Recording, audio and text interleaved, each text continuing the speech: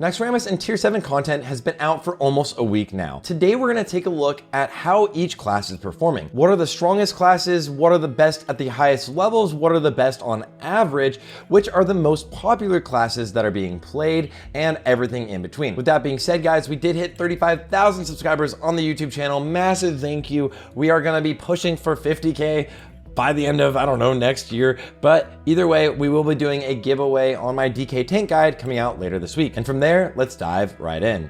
Now, Warcraft Logs gives us a lot of data actually. So you can see just from this graph behind us that Demonology Warlocks on average are doing extremely well. This is not to say that demos are the strongest, but we're looking at the averages right now from all percentiles, where we're seeing Demo Locks being the best on average into Assassination Rogues, Affliction Locks, Unholy Dks, Combat Rogues, and then Enhanced Shamans and Frost DKs. So Warlocks, Rogues, and DKs at the top for the most part. And I have to mention, this is looking directly at boss damage overall, not looking at anything else like overall damage throughout a raid, which I personally think is more important, but we're looking at how these classes perform against bosses. But if we look at actually the top people of every class, the top performers, it actually changes. So instead of the average, which is the general player base, then now if we're looking at the best players of every class, the highest DPS is actually Unholy Dk. And you might have seen my coverage of the Beef Bar World First completion, where they brought 10 Unholy DKs and they were giga pumping. Now, I do not know directly if this is influenced by the Darkmoon Fair buff that a lot of people had the first day and a half, or also the Soul Revival buff, which is just an extra 20% damage. So we'll have to see how these numbers change in the next couple of weeks. But realistically, that damage does not translate over to your Gargoyle anyways, and I would actually wager that this isn't completing that, because we move over to something like Patchwork, and we're looking at Patchwork, and the highest DPS done on Patchwork is an Unholy DK at 9,018 DPS. I believe I saw people at about 11K with their actual 20% buffs going. So I don't think this information is exactly with people having those buffs, but I'm not 100% sure. So be cautious of that. Either way, this is a patchwork simulation now. If we're looking here, on average, the Demo and Affliction Locks will be on top, and then the Assassination Rogues and Enhancement Shamans. But again, the best and the highest DPS is coming from Unholy DKs.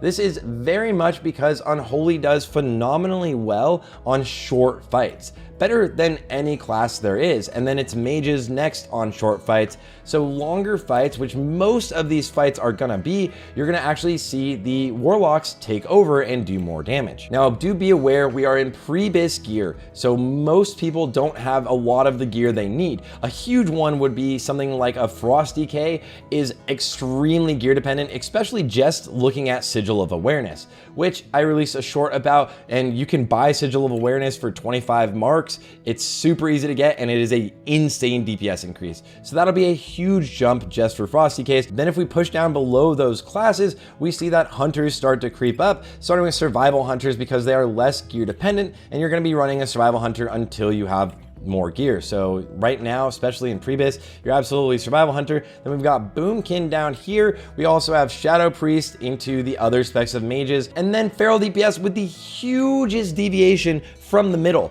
And this was like the biggest prediction that everyone had. Feral DPS are extremely dependent on how they play.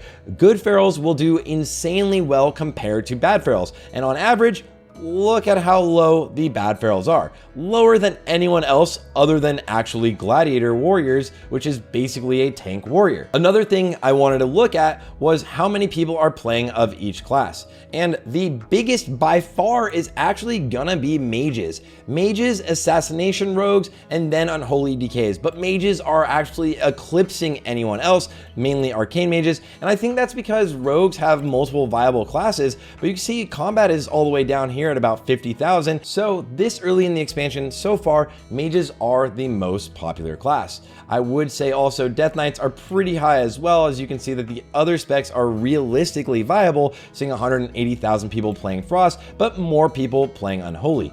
which is my favorite class and I will be making a ton of content on. But one that almost shocked me is just how few people are playing things like Enhancement Shaman when they are so powerful for overall damage. It really seems like Mage, Rogue, and DK are really taking over, and then a lot of people are still playing Lock. You can see as both main specs are absolutely way up here. So I did mention everything at the highest level and also everything how they're looking at on average. But if you look at something just as low as the 99th percentile, it gets actually a lot closer. Unholy DKs are almost caught up by Demo Warlocks, Affliction Warlocks a little bit behind that, and then Assassination Rogues. Arcane Mages jump pretty far back down. And this is probably more of an accurate statistic realistically than what we're seeing at the highest level. Instead of the 100 parses, which are just people that have some sort of ridiculous things going on for them most of the time, this is what we're seeing from most averages. Unholy DKs on top, right above Demo Warlocks, Affliction Locks, and Assassination Rogues. And your Demo Locks are getting fed gear, so we might see them within the next couple weeks kind of peaking up over the Unholy DKs, because Unholy DKs have a lot of people to fight for their loot. And that's pretty much how all of the classes are performing right now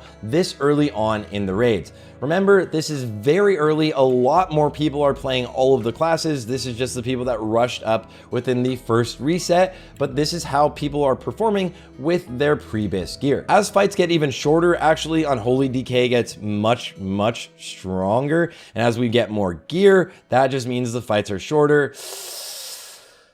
Yeah, if you want to see an Unholy DK guide, click the link in the description or somewhere up there. Okay, guys, thank you all for watching, and I'll see you all on the next one.